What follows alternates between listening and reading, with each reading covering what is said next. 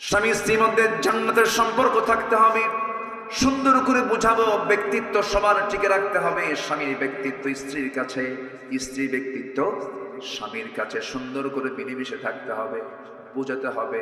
এক সময় বন্ধু, আরেক সময় সতর্ককারী, সুন্দর করে বুঝায় বলতে হবে, ও আমার একসঙ্গে জান্নাতে যেতে চাই, তুমিও যাবে আমিও যাবে। এই দুনিয়াতে একই ছাদের নিচে যেমন ছিলাম, একই সঙ্গে আমরা জান্নাতে চলে গিয়ে জান্নাতে গিয়ে শপিং করবো। আমার বউ, নামাজটা পড়ো, সন্তানকে সুন্দর করে ফজরে ডাক দেব। যে বাপ, যে মা সন্তানকে ফজরে ডাক দেয় না, সেটা হচ্ছে ব্যর্থ বাপ, ব্যর্থ মা। ঠিক কিনা? গোটা পরিবারটাকে জান্নাত বানায় ফেলেন। নামাজ আছে যে পরিবারে, সেটাই হলো জান্নাত। নামাজ আছে, জান্নাতের পরিবেশ আপনি পাবেন। দেখবেন পরিবারে সুন্দর শান্তি রহমত বিরাজ করতেছে। কিন্তু আজকের সমাজের অধিকাংশ পরিবারের যে দশা হলো, ঘুম থেকে উঠে হলো সকাল 10টার দিকে, আর ঘুমাতে যায় ফজরের আগ দিয়া। আমি কি ভুল বলতেছি? আচ্ছা, পৃথিবীর কোন ডাক্তার কি বলে ফজরের আগ দিয়ে ঘুমা? Early to bed, early to rise. এটা আমরা শুনেছি, কিন্তু এই কথাটা কিন্তু হাদিস। রাসূল বলেছেন তাড়াতাড়ি বিছানায় যাও, তাড়াতাড়ি উঠো। আল্লাহু আকবার বলেন। সায়েন্টিফিক বহু দিক আছে এর মধ্যে, অনেক দিক আছে, অনেক দিক আছে। যদি কোনো মানুষ, আগের দাদারা অসুস্থ হতো না কেন? দাদারা মুরগির সঙ্গে ঘুমাতো। কিসের সঙ্গে ঘুমাতো বলে? পশু প্রাণী যখন শুয়ে যে পড়তো, আমার দাদারা সেই সময় শুয়ে পড়তেন। এখন প্রযুক্তির কারণে, এই যে ডিজিটাল অনলাইনের কারণে, প্রযুক্তির কারণে, এর কারণে ঘুম পাড়তে পারতে রাত 4টার দিকে ঘুমায়।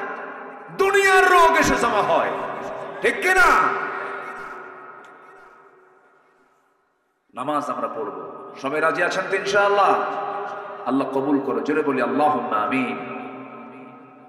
আমার বন্ধুগণ, একটু কান লাগান, মনোযোগ দিয়ে কথাগুলো শুনুন। নামাজ না পড়লে পরে বড় বিপদ হয়ে যাবে। সূরা মারিয়ামের ভিতর আল্লাহ রাব্বুল আলামিন বলেন, فَخَلَفَ مِن بَعْدِهِمْ خَلْفٌ أَضَاعُوا الصَّلَاةَ وَاتَّبَعُوا الشَّهَوَاتِ فَسَوْفَ يَلْقَوْنَ غَيًّا। সুন্দরবন পাহারা দেয় কে? বলেন, কে পাহারা দেয়? মানুষকে দায়িত্ব দিলে থাকতো, ওই গাছগুলো থাকতো। বন খেকো ওসমান হয়ে যেত, সব বন খেকো ওসমান হয়ে যেত। ইতিহাস যাদের জানা আছে, নাম বলা মাত্রই তো বোঝার কথা। আমার বন্ধুগণ, ওই মৌমাছিকে আল্লাহ রাব্বুল আলামিন ওই সুন্দর বনে পাঠায়া দিলেন, বনে বনে পাঠায়া দিলেন। বনে পাঠায়া দিয়া তাদের কহি দিলেন আল্লাহ রাব্বুল আলামিন যে তথ্যগুলো ১,৫০০ বছর আগে দিয়েছেন। অস্ট্রিয়ার একজন বিজ্ঞানী কার্ল ভন ফ্রিজ তার নাম। তিনি 1973 সালে মৌচাক এবং মৌমাছি নিয়ে গবেষণা করেছেন। একটা বইও তিনি লিখেছেন, দ্য ড্যান্সিং বিস। তিনি ওই বইয়ের মধ্যে 3টা তথ্য তিনি গবেষণা দিয়েছেন। এই 3টা তথ্য তিনি দিয়েছেন 73 সালে, আর এই 3টা তথ্য দিয়েছেন মহান রব্বুল আলামিন ১,৫০০ বছর আগে। মিলে গেছে, বিজ্ঞান যা বলেছে কোরআনের সঙ্গে তা মিলে গেছে। আমার বন্ধুগণ, কার্ল ভন ফ্রিজ বললেন, 1 নাম্বার, কোন পুরুষ মৌমাছি মৌচাকে থাকে না, মৌচাকে মধু আনে না। ফিমেল ওয়ার্কার বি, যেগুলো মহিলা মৌমাছি, তারা এগুলো কাজগুলো করে। মৌমাছি মধু সংগ্রহ করে মৌচাকে ভরায়। আল্লাহ রাব্বুল আলামিন ১,৫০০ বছর আগে বললেন, ওয়া আওহা রাব্বুকা ইলান নাহলি আন ইত্তাখিযি মিনাল জিবালি বুয়ুতা। আন ইত্তাখিযি মুয়ান্নাসের সিগা, স্ত্রীলিঙ্গের সিগা। এটা আলেম ওলামা যারা আছেন তারা বুঝতে পারছেন। আল্লাহ রাব্বুল আলামিন বললেন, ও মহিলা মৌমাছি, রানী মৌমাছি, সুন্দর করে গাছের ডালে, পাহাড়ের পদদেশে বাসা বানাও। এত সুন্দর করে আগেই তথ্যটা দিয়েছেন তিনি আমার, কে বলেন? আল্লাহ। নাম্বার 2 হলো সেই কার্ল ভন ফ্রিজ, তিনি প্রমাণ করলেন কোন মৌমাছি, একটা কর্মী মৌমাছি যদি কোনো ফুলের বাগান বা উদ্যানের যদি কোনো খোঁজ পেয়ে যায়, সঙ্গে সঙ্গে সেখান থেকে সে গ্রুপ মেসেজ দেয়। কি মেসেজ দেয়? গ্রুপ মেসেজ দেয়, সবার কানে কানে সংবাদটা পৌঁছায় দেয়। এটার নাম ওই বিজ্ঞানী দিয়েছেন the wagon dance. Wagon dance যা পৃথিবী সারা ফেলে। অথচ এই পুরাতন তথ্য ১,৫০০ বছর আগে মহান রব্বুল আলামিন কোরআনে বলে দিয়েছেন। জোরে বলে সুবহানাল্লাহ। কোরআন বলতেছে, সুম্মা কুলি মিন কুল্লিস সামারাতি ফাসলুকি সুবুলা রাব্বিকি যুলুলা। জোরে বলুন আল্লাহু আকবার। নাম্বার 3 হলো, এই মৌমাছি বিজ্ঞানের নিখুঁত করে গবেষণা করেছেন, যখন কোনো ফুলে বসে ওই ফুলের মধুগুলো কি রসগুলোকে, রংগুলোকে, পানিগুলোকে সে তার মুখে শুধু নেয় না, সে তার পেটের মধ্যে তুলে নেয়। যখন সে তার মৌচাকে চলে আসে, সম্পূর্ণ মধুটা তার পেট থেকে বের করে। মধু বের হয় মৌমাছির পেট থেকে, মৌমাছির পেট থেকে বের হয়। আল্লাহ এই কথাটা ১৫০০ বছর আগে বলে দিয়েছেন, ইয়াখরুজু মিন বুতুনিহা শারাবুন মুখতালিফুন আলওয়ানুহু ফীহি শিফাউন লিন-নাস ইন্না ফী যালিকা লাআয়াতান লিকাওমিন ইয়াতাফাক্কারুন। যারা আলেম ওলামা আছেন, ইয়াখরুজু বের হয়, মিন বুতুনিহা ওই মৌমাছির পেট থেকে, শারাবুন পানীয়, মুখতালিফুন আলওয়ানুহু নানা রং বেরঙ্গের, ফিহি যে মধুর ভিতরে, শিফাউল লিন্নাস মরা ছাড়া সব রোগের ঔষধ আছে। জোরে বলি সুবহানাল্লাহ। মরা ছাড়া সব রোগের ঔষধ আছে। জোরে বলি সুবহানাল্লাহ। মরা ছাড়া। এই এলাকায় মধুর দাম কত করে বলেন?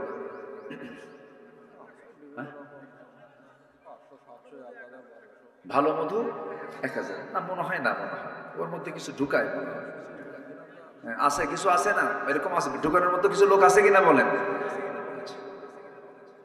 এখন আমি একটু বলি, এই মধুটা তৈরি করতে মৌমাছিকে কি পরিমাণ পরিশ্রম করতে হয়েছে।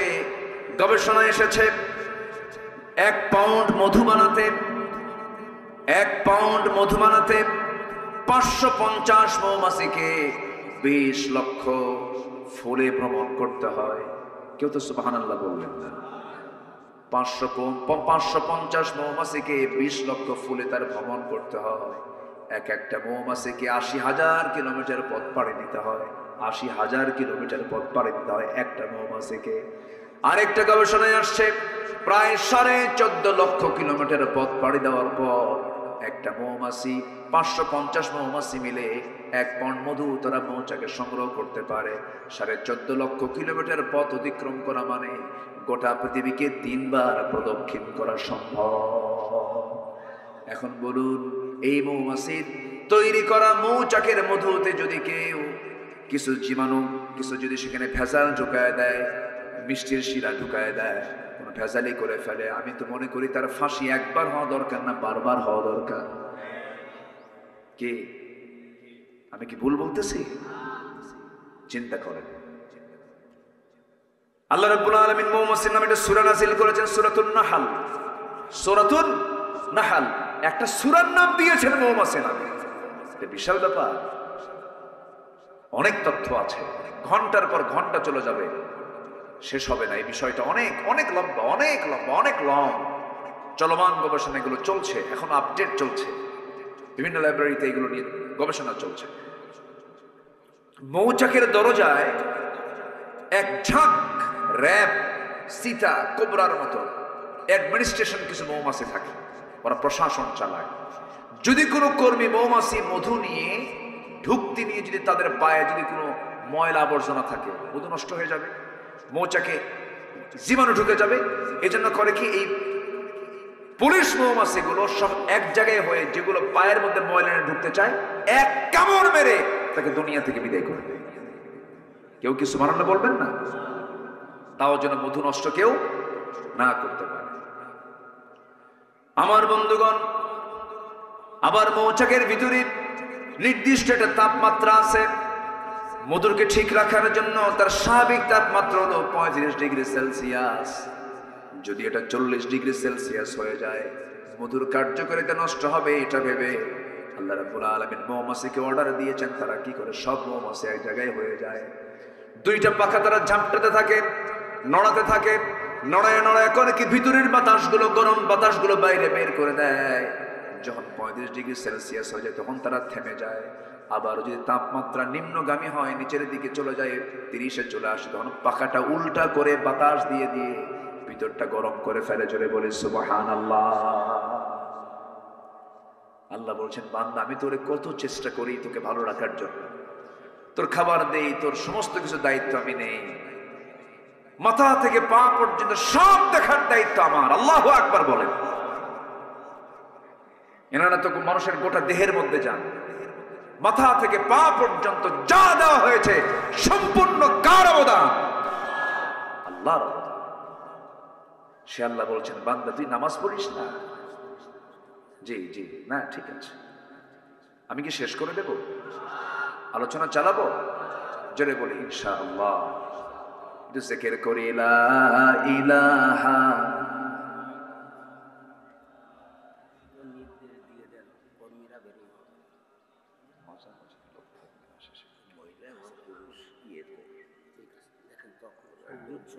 জি জি জি,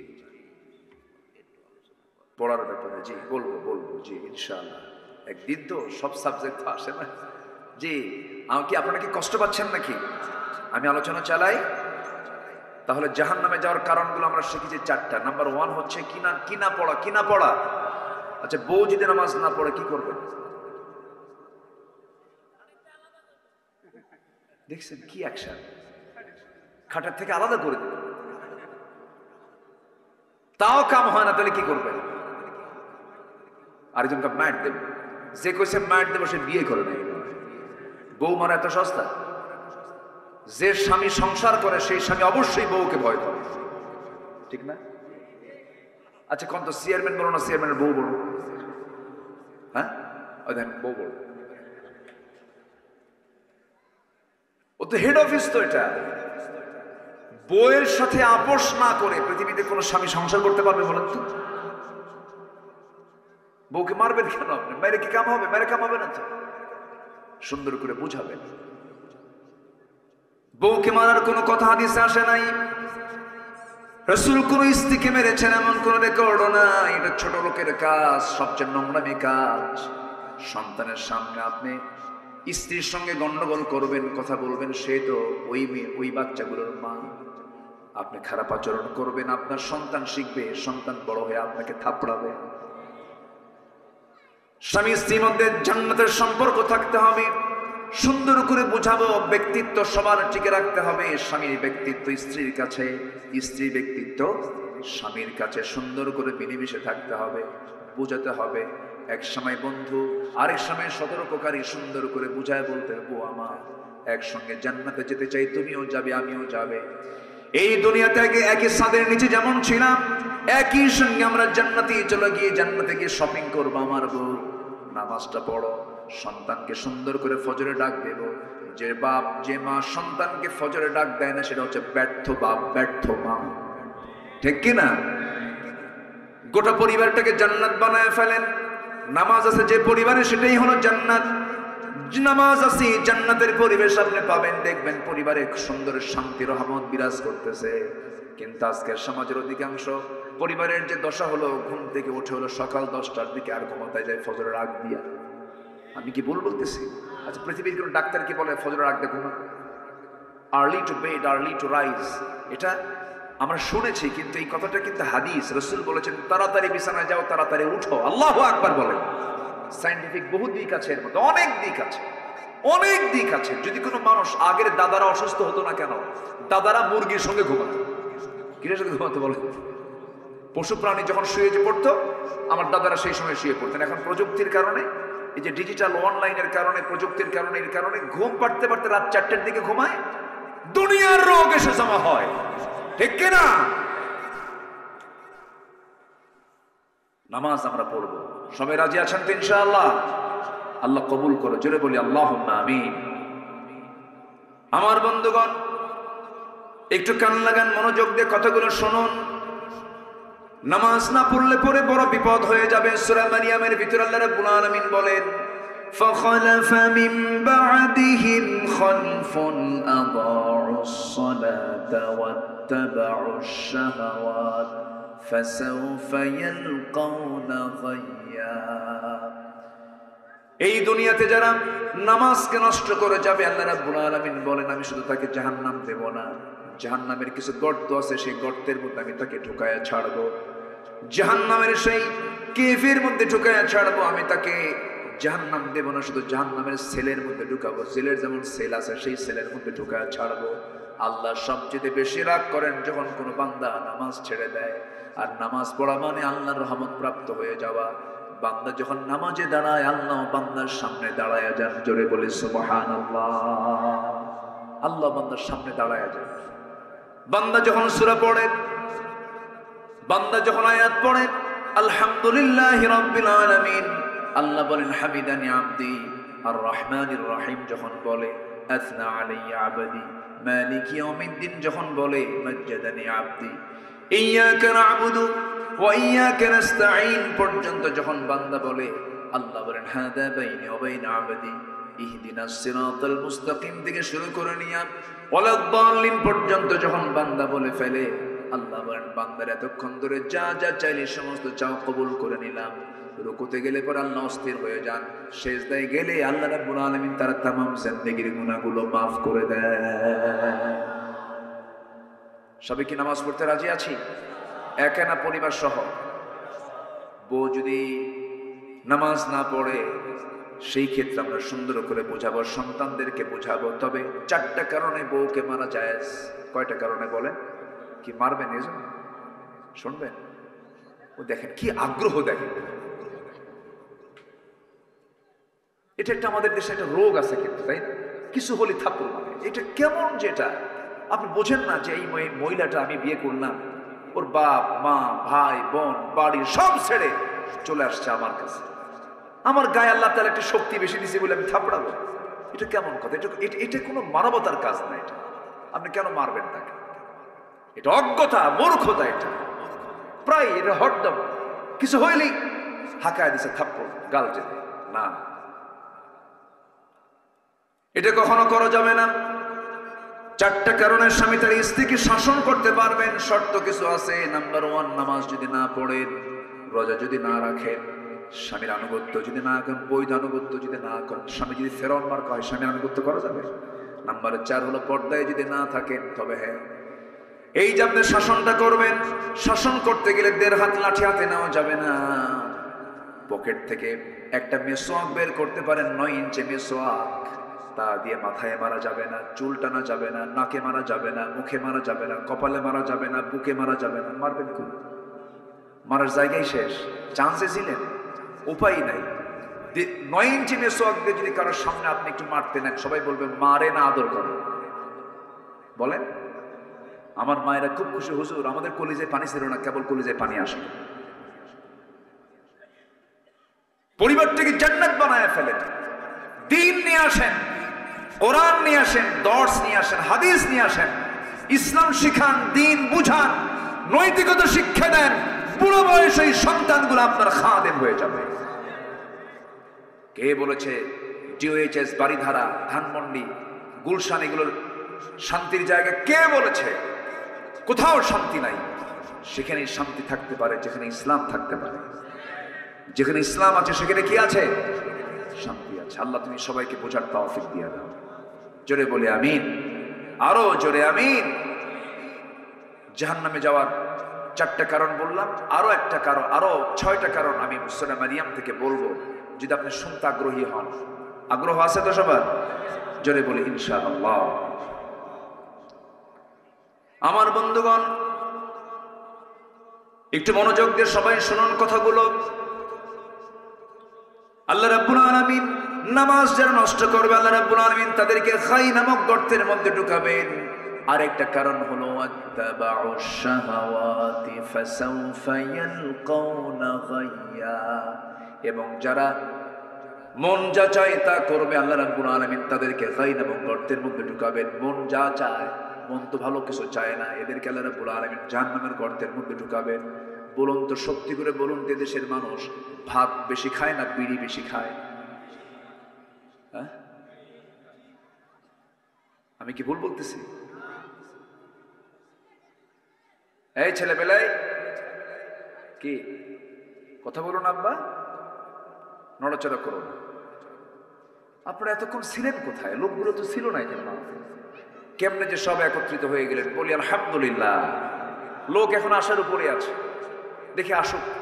আমার দেশে তো জুমার আজান হয় 12:30, আর মুসল্লি হাজির হয় 1:29:29। যে সময় মতো আসলে একটু ভালো হতো। আমি তো অনেক আগে অনেক কথাগুলো বলে ফেলেছি, এবং যিনি সবার শেষে আসবেন তিনি বলেন হুজুর কি ওয়াজ করেন কিছুই বুঝলাম না, কিন্তু আসতে কিন্তু সবার শেষ। একটু শুনি কথাগুলো। তাহলে ভাত বেশি খায় না বিড়ি বেশি খায়? আবার মাহফিল এসে কি বলে জানেন, হুজুর বিড়ি খাওয়া কি জায়েজ আছে? মানে উনি জায়েজের চেষ্টায় আছেন আরো, যেটাকে জায়েজ করা যায় কেমন। পৃথিবীর কোন ডাক্তার, কোন চিকিৎসক কি বলে যে বিড়ি খেলে পরে আপনার জন্য ভালো? আচ্ছা বলে বলেন ভালো ভালো বলে? বরঞ্চ এই নেশার কারণে একটা বিশাল একটা অংশ আমার দেশে প্রতি বছর ক্যান্সারে মারা যাচ্ছে। তাহলে বিড়ি খেলে কি হয় বলেন? কি হয়? ক্যান্সার হয়ে যায়। তাহলে লাঞ্চটা দিল কে? বিড়ি খায় এই লাঞ্চ নষ্ট করলো কে? আল্লাহ। ভালো করে রাখুন, কে নষ্ট করলো? তা আল্লাহকে ধরবেন না আপনাকে? আল্লাহ বলবেন আমি তোরে সুস্থ লাঞ্চ দিলাম, তুই ওর মধ্যে ধোঁয়া ঢুকালি কেন? তুই কেন ঢুকালি ধোঁয়া? কেন ঢুকালি? জবাব দে। কি জবাব দেবেন আপনারা? ওয়ালা তুলকু বিআইদিকুম ইলা তাহলুকা, নিজকে তুমি ধ্বংসের দিকে ঠেলে দিও না। কার কথা? আল্লাহর কথা। পান খান। আমি আমার দাদার মুখের পান খেয়েছি। দাদা বুড়া ছিলেন, পান আমার মুখে লাল। আমার দাদা তো ওই সেই পান চাবায় চাবা আমার মুখে দিতেন, আমার মনে আছে এখন। রস, পানের রসের ভিতরে খেতে পারেন, পান খান, কিন্তু পানের সাথে আবার হাকিমপুরী রহমতুল্লাহ আলাইহি কেন ভাবতেছেন আমি ছাড় দিচ্ছি? কোনো দিকে বাদ দিচ্ছি না। হাকিমপুরি বাদ দেন, একই পাতা তো, একটা পাতা পুড়ে খায় আর এটা কি চাবায়া খায়, একই রোগ, একই সমস্যা। কোন নেশার কাছে ইমানদার যেতে পারে না। কিয়ামতের দিন যদি আল্লাহ বলেন তুই যে বিড়ি খায়া, তুই যে লাঞ্চ নষ্ট করে তুই আগে মরলি, আল্লাহ যদি বলেন তুই ক্ষুদ্র আত্মহত্যাকারী, আল্লাহ ধরতে হতে পারে। ধরতে পারেন না? ধরতে পারেন না? ধরতে পারেন। আপনি জানেন যেটা এটা চরম ক্ষতিকর শরীরের জন্য, আপনি খাবেন কেন? আমাদের প্রায় প্রশ্ন করো যে বিড়ি খাওয়া কি জায়েজ আছে? বিড়ি খাওয়া জায়েজ না না জায়েজ এটার চাইতে আমাদের বেশি জবাব দিতে পারবেন ডাক্তার, ঠিক আছে না? ডাক্তাররা বলবেন যে এটা ক্ষতির কারণ। যেটাই ক্ষতি সেটাই হারাম, যেটা ক্ষতি সেটা কি হারাম। মনে হয় অনেক কষ্ট দিয়ে ফেললাম আপনাদের। হুজুর এই যে শেষ জীবনে বিড়ি খাচ্ছিলাম, তাও হুজুর আপনার এত হিংসা হলো, এই বিড়ির বিরুদ্ধে লাগলেন আপনি? না বাবাজি, খাবো না। 80 বছর বয়স, বিভিন্ন মাহফিলে যাইতে, বিভিন্ন মেলা হয়, লোকের গ্যাদারিং হয়, চা খেতে বসে, দেখি অনেক বুড়া মানুষ 70-80 বছর হয়ে গেছে, কি টানটা মারে। ওই টান দেখে মনে হয় সে জান্নাতে গিয়েও বিড়ি যাবে, এমন ভাবসা। আল্লাহ জান্নাতে এরকম পচা জিনিস রাখবেন না। জান্নাতে রাখবেন আল্লাহ পাক 4টা নহর। কয়টা নহর বলেন তো? 4টা নদী রাখবেন, 4টা ঝর্ণা রাখবেন।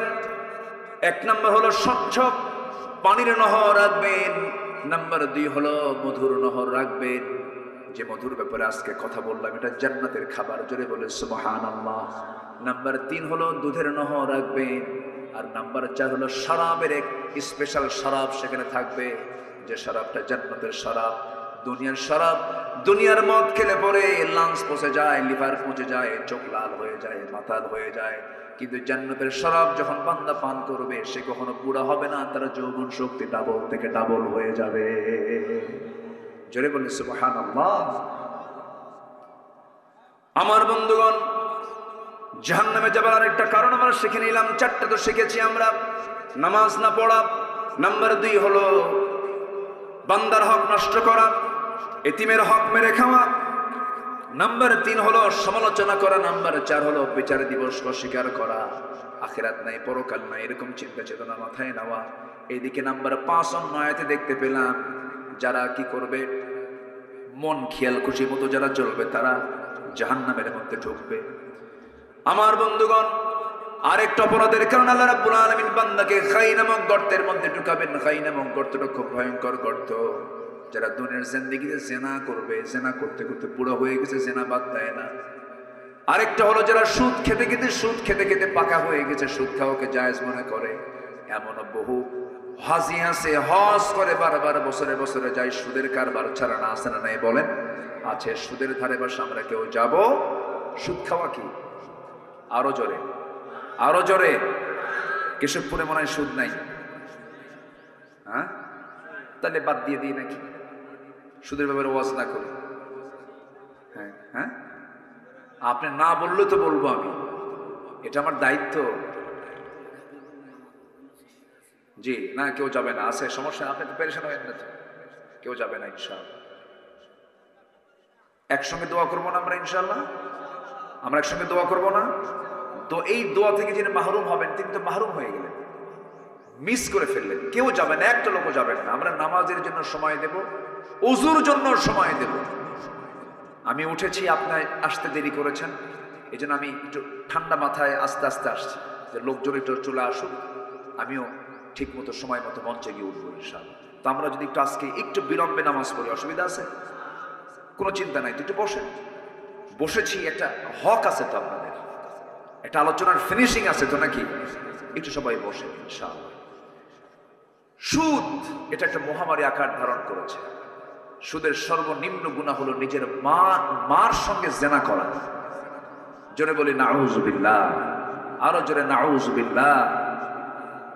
আচ্ছা, এরপরে জেনা করা, এই জেনা জাহেলি যুগের কাজ ছিল,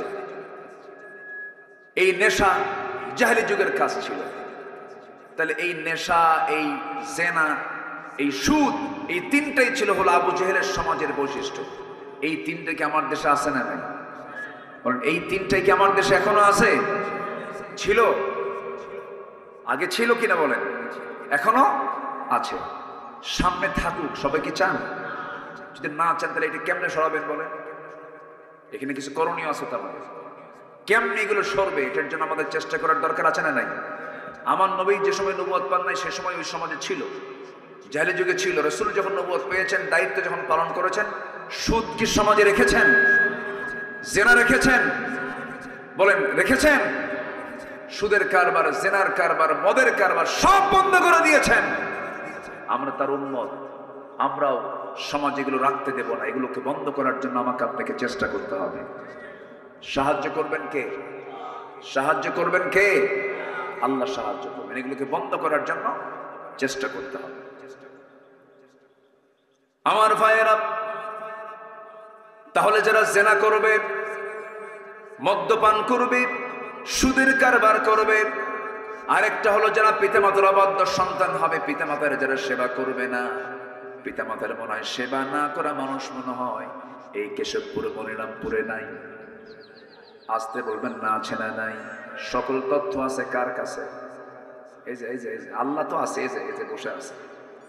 প্রায় কিন্তু দরবার করা লাগে। বইয়ের খাবার জোটে, ছেলে মেয়ের খাবার জোটে, মায়ের খাবার জোটে না, এমন পরিবার আছে না নাই? চার ভাই মিলে এক মাকে ভাগ করে নেয়, ভাগ করে নেয়। এত বড় ছোট লোক, চার ভাই মিলে এক মাকে ভাগ করে নেয়। তুই 7 দিন, তুই 7 দিন, তুই 7 দিন, তুই 7 দিন। আছে না? আছে না? আছে না? লজ্জা নাই এগুলো? আমার মাকে বলতে হবে, মা তোমার কোন ঘর পছন্দ, সেই ঘরে ঢুকবা, তুমি সেই ঘরে থাকবে। 7 দিন ফকিরের মতো ঘুরায় নেয়। এটা কেন? ওষুধের টাকা দরকার একজন দেয়, আমি এত দিলাম, তুই দে, তুই দে, আমি দেব না, তুই দে। এগুলো লেগে যায় কেন? কেন এগুলো লাগবে? আমার মা যখন আমাকে দিয়েছেন, দুধ দিয়েছেন, তিনি কি পরিমাণ করে দিয়েছেন? এগুলো করেন কেন? এগুলো করা যাবে না। বড় দুঃখ, কষ্ট এটা। নাটোরে মাহফিল ছিল আমার, এক বৃদ্ধা মা, 72 বছর বয়স, কাপা কাপা লেখা তিনি দিয়েছেন আমাকে, একটা চিঠি দিয়েছেন, অনেক কষ্টে পাঠায় দিয়েছেন। আমাকে সালাম জানিয়ে বললেন, হুজুর আমার বয়স 72, 72 বছর বয়স, আমার 3টা ছেলে, একটা মেয়ে, মেয়েটাকে বিয়ে দিয়েছি, আমার ছেলে 3টাই বিয়ে করে নিয়েছে, 3টার ঘর আমার ঘরের চতুর্পাশে, আমার মাঝখানে ঘর, আমি নিজের রান্না নিজে করি, আমার ছেলেদের 3 ঘরের রান্নার গন্ধ আমার নাকে এসে ধাক্কা খায়। হুজুর আপনি আমার জন্য দোয়া করবেন, আমার সন্তানদের জন্য দোয়া করবেন, তাদের কলিজা যেন একটু নরম হয়। অথচ ইমাম ছোট্টবেলায় একই হাড়িতে ওই 3টা ছেলে সহ মেয়ে সহ গোটা পরিবারকে একই হাড়িতে রান্না বান্না করে খাওয়াইছেন। অথচ 3টা ছেলে হওয়ার পরও 3টা হাড়িতে এক মার খাবার জোটে না। আমি কি ভুল বললাম রে ভাই? এই সমস্ত আচরণ যারা করবে, আল্লাহ রাব্বুল আলামিন বলছেন আমি তাদেরকে জাহান্নামের খাই নামক গর্তের মধ্যে ঢুকায় ছাড়বো। যারা মিথ্যা সাক্ষী দিবে তাদেরকে আমি জাহান্নামের খাই নামক গর্তের মধ্যে ঢুকায় ছাড়বো। আমার বন্ধুগণ, এই সমস্ত অপকর্ম থেকে আমরা বাঁচবো, ভালো লাইনে চলে যাব। আজকে থেকে সিদ্ধান্ত নেব, কাউকে ঠকাবো না, কাউকে হিংসা করব না, কারোর সাথে অহংকার করব না, গীবত শিকায়তের দিকে যাব না, মিথ্যা সাক্ষী দেব না, কোনো জিনার কাছে যাব না, অবৈধ ইনকাম কোনো পথের দিকে পা বাড়াবো না, সত্য কথা বলবো। নামাজ আজকের থেকে জীবনে ছেড়ে দেব না। আল্লাহ বলছেন বান্দা তুই আমার জান্নাতে চলে যা। জোরে কোন সুবহানাল্লাহ। নামাজ 5 ওয়াক্ত করবেন কারা কারা একটা হাত তুলে দেখান দেখি। জোরে বলি ইয়া আল্লাহ। একটু জোরে বলেন না ভাই, ইয়া আল্লাহ। আমাদেরকে 5 ওয়াক্ত সালাত আদায় করার তৌফিক তুমি আল্লাহ দিয়ে দাও। জোরে বলি আমি, আরো জোরে আমিন, আরো জোরে আমিন। কষ্ট দিয়ে ফেললাম মনে হয়। হুজুর মাহফিলের সাথে বেকায়দায় পড়ে গেল। উজুর পানি ঠান্ডা, শেষ রাত্রে ওঠা যায়? হয়তো এরকম চিন্তা করতেছেন নাকি আপনারা? আমরা নামাজ পড়বো, পরিবারকে নামাজের পরিবার বানাবো। জোরে বলি ইনশাআল্লাহ। মসজিদে একা যাবো না, বাচ্চা কাচ্চা নিয়ে যাব। যদি 4 বছর হয়, আসতে বলেন কেন? কি বলেন? 4 বছর হলে কি করব? 5 বছর, 6 বছর নিয়ে যাব। দুধ খাওয়া ছাড়া মাত্র, মার দুধ আর খায় না, নিয়ে যাবেন। কিছু বুড়ো চাষা আছে, ডিস্টার্ব করে। আসে না এরকম? আসে না? এই এত আওয়াজ কেন? এই এরকম স্যানভান করেন, এরকম আসে না? এরকম আসে না? বলবেন চাষা আপনি চুপ করে থাকেন, একটা আওয়াজ করবেন না। ছোটবেলাতে নামাজে পড়েন নাই, কি কথা বলেন? চুপচাপ থাকবেন। আপনার গ্রামের যত শিশু বাচ্চা আছে সবগুলোকে আপনার যদি 4টা থাকে, একটা কোলে নিবেন, একটা হেঁটে নিবেন, একটা ঘাড়ে নিবেন, সব নিয়ে ছেলে হোক মেয়ে হোক মসজিদে ঢুকে পড়বে। ওরা হাঁটবে, ওরা হাসবে, পাঞ্জাবি টানবে, সেজদায় বসবে, ঘাড়ে উঠবে, টানাটানি করবে, একটা শব্দ করতে পারবেন না। ওটাই ওর নামাজ। ইসলামী সমাজের বৈশিষ্ট্য হলো মসজিদ থেকে হাসির আওয়াজ আসবে। কাদের হাসি? বাচ্চাদের হাসির আওয়াজ, তাদের কান্নার আওয়াজ আসবে। এটা হচ্ছে ইসলামী সমাজের বৈশিষ্ট্য। এটা বুঝতে ভুল, এটা বুঝতে ভুল। ওরা নামাজে যাবে, ওরা দেখবে 1:30টায় নামাজ হয়, ওরা দেখবে 4:30টায় নামাজ হয়। তাহলে সময়ের জ্ঞান পেল কোন জায়গা থেকে? নামাজ থেকে। ওরা দেখবে এক ইমামের পেছনে সব নেতৃত্ব মেনে নিচ্ছে, তাহলে নেতৃত্ব শিখবে কোন জায়গা থেকে? নামাজ থেকে। ওরা দেখবে ইমাম যা করে মুসল্লি তাই করে, ইমাম কথা বলে না, মুসল্লিও কথা বলে না, ইমাম বক্তব্য দেয় সবাই চুপ করে থাকে। শিখবে শৃঙ্খলা, শিখবে সময়ের জ্ঞান, শিখবে ভদ্রতা, শিখবে আদব আখলাক। সব নামাজ নামাজ নামাজ। আল্লাহু আকবার। রাজি আছেন সবাই? আল্লাহ কবুল করুন। আজান হয়ে গেছে মনে হয়, আজান হয়ে যাচ্ছে। জি, আমি সবার কাছে একটু উদাত্ত আহ্বান জানাবো। আমার কাছে এটা আরো আধা ঘন্টা আগে দিচ্ছে, মাঝে মাঝে ঘুতাচ্ছে আমার, তো আমি আটকে রাখছি আপনাদের সম্মানে যে আমি উঠলাম, আমি আলোচনা ফিনিশিং না দিলাম, এটা বলি কেন? কেউ উঠবেন না, কিন্তু আপনি দেন বা না দেন কেউ উঠবেন না। আরেকটা বিষয় আমি কথা বলতে চাই, সেটা হলো মাদ্রাসায় সন্তান দিলে কি ওর জীবন নষ্ট হয়ে যাবে এরকম মনে করেন আপনারা? এখন কিন্তু এটা উল্টে গেছে, সিস্টেম চেঞ্জ হয়ে গেছে। এখন অনেকে ভুল বুঝে গেছে। এমন কিছু শিক্ষা ব্যবস্থা আমার দেশে ব্যক্তিগত উদ্যোগে হলো শুরু হয়েছে। একটা ছেলে মাদ্রাসায় পড়বে, পরে সে ডাক্তার হতে পারবে, ইঞ্জিনিয়ার হতে পারবে, সবকিছু হতে পারবে। সে কি হবে? হাফেজ ডাক্তার হবে, আলেম ডাক্তার হবে, আলেম ইঞ্জিনিয়ার হবে, আলেম জজ হবে, আলেম অ্যাডমিনিস্ট্রেশন চালাবে। সে রডের বদলে বাঁশ দেবে না, সে ভালো ইঞ্জিনিয়ার হবে। নৈতিকতার শিক্ষা ছাড়া একটা মানুষ কখনো ভালো পরিপূর্ণ মানুষ হতে পারে না। আর নৈতিকতা আছে কোথায় বলে? কোরআনে আছে। মাদ্রাসায় দিবেন, সন্তানকে দিয়ে দিবেন। এখনো প্রেজেন্ট ওয়ার্ল্ডে একজন দেশের প্রেসিডেন্ট আছেন যিনি একজন হাফেজ। তুরস্কের একজন প্রেসিডেন্ট রিসেপ তাইয়েপ এরদোয়ান একজন হাফেজ কোরআন। মিশরের একজন প্রেসিডেন্ট ছিলেন ডক্টর মোরসি, হাফিজ করেন, ইঞ্জিনিয়ার ছিলেন, হাফিজ ছিলেন। তো নূর থাকতে হবে, নৈতিকতার আলো থাকতে হবে। আলো থাকলে তাহলে সবকিছুকে আলোকিত করা সম্ভব। জেহালাত নিয়ে, অন্ধকার নিয়ে আলো দেওয়া যায় না। এই জন্য আলোটা হচ্ছে কোরআন। আলোটা কি বলেন তো? কোরআন। এটা দিয়ে আমরা আলোকিত হব, নিজে আলোকিত করব, সমাজকে, রাষ্ট্রকে, সবকিছুকে। আল্লাহ কবুল করুন, জোরে বলি আমিন। সম্মানিত ভাই, এখন আমি সবার কাছে একটা আরজ রাখবো, কেউ উঠবেন না, শুধু উঠবেন তিনি যিনি আপনার কাছে যাবেন, যিনি আদায় করবেন। দোয়া করেন আমার দেশে এমন একটা পরিবেশ আসুক, মাহফিলগুলো পরিচালনার জন্য রাষ্ট্র টাকা বহন করে, মাদ্রাসা রাষ্ট্র করে দেবে, মসজিদ রাষ্ট্র করে দেবে, এমন একটা সুন্দর কল্যাণ রাষ্ট্র গঠন হোক। সবাই চান না আপনারা? যেন এটা হয়ে যায়। এখন তো নাই, এখন আমার আপনার লাউ বেসের কদু দিয়ে চালাতে হয়, লাউ আর কদু বেসের টাকা দিয়ে চলে। এই যে মক্তব মাদ্রাসাগুলো চালু হয়েছে, শিক্ষকদের সীমিত বেতন, ছাত্রদের কোনো কিছু নেওয়াই হয় না। এতিমখানা না এটা, এতিমখানা, হেফজখানা, একদম অনেক কষ্টে চলে। আমি সবার কাছে একটু উদাত্ত আহ্বান জানাবো ভাই, আমারও নিজের একটা এতিমখানা আছে, আমি বুঝি একটা এতিমখানা চালাতে যে কত যে প্যারা, কত যে পেরেশানি হয়। ওদের দিকে তাকালে আবার দিন শেষে খুব প্রশান্তি পাওয়া যায়। বাপটা নাই, আমার এতিমখানার সাথে আমি যখন যাই তখন সব দৌড়ায় আসে আমার কাছে, তখন মনে হয় কি জানেন, এগুলো আল্লাহ পাক আমাকে দায়িত্ব দিয়েছে। এটা বিশাল শান্তির জায়গা ভাই, জানেন রাসূল বলেছেন, কোন বান্দা যদি এতিমের দায়িত্ব নেয়, আমি রাসূল তার সঙ্গে 2 নখের দূরত্বে জান্নাতে একসঙ্গে থাকবো। কত বড় অফার এটা! যে সন্তানটি এতিম হয় সে যে কত বড় অসহায় থাকে জানেন। আমরা তাকে অবহেলা করি। গ্রামের মানুষ যে এতিম সন্তানটা, ওকে থাপড়ায়, জানেন, ওকে দাম দেন, ওর বাপ নাই মার, অথচ সবচেয়ে বেশি দাম দেওয়া দরকার ছিল ওই এতিম সন্তানকে। যারা এতিম হয়েছেন, যারা এতিম ছিলেন, তারা কিন্তু কথাগুলো তাদের খুব হৃদয়ে লাগতেছে কথাগুলো। তো আসুন না ভাই, আমার মাদ্রাসার জন্য, এতিমখানার জন্য কে কি পারবো, এই ব্যাগগুলো নেন। কোথায় ব্যাগ, কোথায়?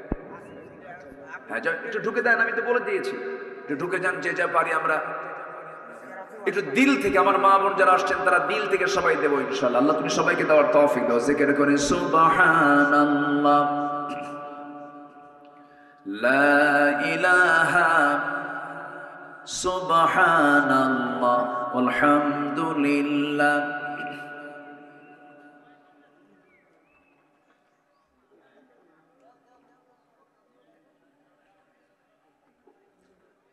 জি, হাত আছে যার, দান হতে হবে তার।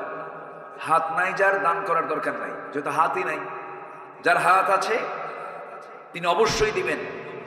2, 4, 5, 10, 20, 50, 500, 1000, যে যা পারেন সবাই দিবেন ইনশাআল্লাহ। যে আল্লাহ তুমি সবাইকে দিল থেকে দেওয়ার তৌফিক দাও। কেউ উঠে মাহফিলের পরিবেশ নষ্ট করবেন না, কেউ উঠবেন না, দয়া করে কেউ উঠবেন না, একটা লোক উঠবেন না, বসুন, আমরা একসঙ্গে দোয়া করব। জি, আর যদি কেউ এমনি লিখে দিতে চান, খাতা আছে, দিয়ে গেলেন, হয়তো আপনি কিছু টাকা দিয়ে গেলেন এককালীন, যে আমি এটা দেবো। এবং আমি আরেকটু উদাহরণ আহ্বান জানাবো কমিটির কাছে, এলাকার কিছু বিশেষ লোকদেরকে একটু প্ল্যানে নিয়ে আসবেন, পরিকল্পনা নিয়ে এসে মাসিকভাবে নিয়মিত কিছু সদস্য হওয়া দরকার। নিয়মিত দানটার ভিতরে বরকত বেশি পাওয়া যায়। হ্যাঁ, জি জি, রেজাউল করিম, সেক্রেটারি জামাত ইসলামী, না, উনি দিয়েছেন 1000 টাকা। আল্লাহ কবুল করো, নেক নেক মঞ্জুর করো, আব্বা আম্মাকে মাফ করো, জোরে বলি আমিন। তো আমি সবার কাছে একটু দায়িত্ব আহ্বান জানাবো যে এই মাদ্রাসা কেন্দ্রিক এই এলাকায় যারা বসবাস করেন, একটা কমিটি করে দিয়ে, একটা সদস্য সংখ্যা করে দিয়ে, সদস্যের একটা তালিকা করে সবার কাছে যদি মাসে মাসে যদি একটা ইয়ানত জাতীয় যদি ধরা হতো, অনেক উপকৃত হতো। আল্লাহ তুমি 313 সদস্য একটা কমিটি এই মাদ্রাসার জন্য বরাদ্দ করে দাও, জোরে বলি আল্লাহুম্মা আমিন। 313 একটা বরকতি সংখ্যা। বদরের যোদ্ধা সংখ্যা ছিল কত বলেন তো? 313 জন। 313 জন যদি 1000 টাকা করে দেয়, 3,13,000 টাকা এক বছর ইনকাম হয়ে গেল। মাদ্রাসার চাল, এতিমখানার চাল, বাজার অনেকটাই কিন্তু কাভার হয়ে যায়। তো এটা সেক্রেটারি মহোদয় 2000 টাকা দিয়েছেন, না? যে আল্লাহ কবুল করে, নেক নেক মঞ্জুর করে, আব্বা আমাকে মাফ করো, জোরে বলি আমিন। আমাদের চেয়ারম্যান মহোদয় তিনি 10,000 টাকা দান করেছেন, আল্লাহ তুমি তার দানকে কবুল করো, জোরে বলি আল্লাহুম্মা আমিন। যার কে আছেন আমরা সবাই দেব, দিল থেকে দেওয়ার চেষ্টা করবো ইনশাআল্লাহ। জিকির করে সুবহানাল্লাহ, আলহামদুলিল্লাহ।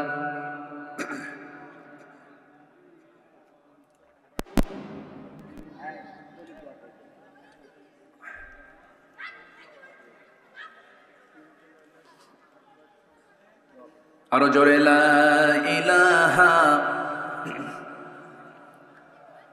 যে আমরা দোয়ার দিকে যাব, আজান হবে, নামাজ হবে, কিন্তু কেউ যাবেন না, আমরা দোয়া আগে করব। দোয়া করার পর এখানে নামাজের পরিবেশ মনে হয় নাই না? হ্যাঁ, দেন নিয়ে আসেন, পাগড়ি নিয়ে আসেন, পাগড়ি এবং ছাত্র নিয়ে আসেন। এখান থেকে দুজন হাফেজ হয়েছে, আলহামদুলিল্লাহ বলবেন না? জি, এদের জীবনের শ্রেষ্ঠ দিন আজকে। ওরা 30 পারা কোরআন মুখস্থ করা কি সহজ বলেন তো? একটু চেষ্টা করেন, এক পারা মুখস্থ করার জন্য একটু বাড়িতে বসেন, এক পারা মুখস্থ করবেন, দেখবেন যে গেছে। কঠিন ব্যাপার। আলহামদুলিল্লাহ, 30 পারা কোরআন সিনার মধ্যে, আলহামদুলিল্লাহ বলেন। এটা কম সম ব্যাপার, এটা আল্লাহ তাআলার খাস, এটা সিলেক্টেড। সবাই পারে না, এটা সবাই হতে পারে না।